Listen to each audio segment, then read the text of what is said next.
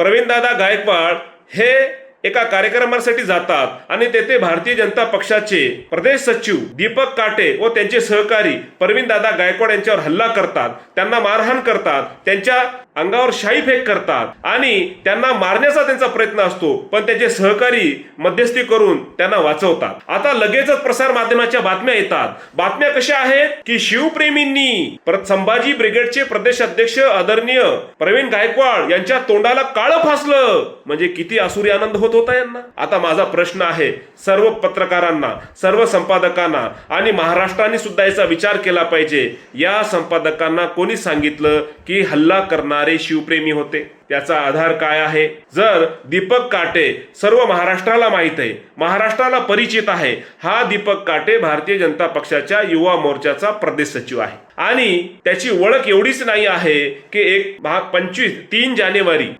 जानेवारी 2025 ला तो पुण्याहून हैदराबादला जात असताना त्याच्याकडे 2 पिस्तूल आणि 28 जिवंत काडतुसं सापडलेली आहेत। तेव्हा ज्यांना विमानतळावरील सुरक्षा कर्मींनी विचारलं की ही पिस्तूल कुठून आली, ही जिवंत काडतुसं कुठून आणली, त्यांनी उत्तर दिलेलं नाही। आता ज्या दीपक काटेकडं 2 पिस्तूल आणि 28 जिवंत काडतुसं होती, तो या प्रसार माध्यमांना शिवप्रेमी वाटतोय, या संपादकांना शिवप्रेमी वाटतोय। याचा अर्थ स्पष्ट आहे की हा हल्ला सरकार प्रायोजित होता।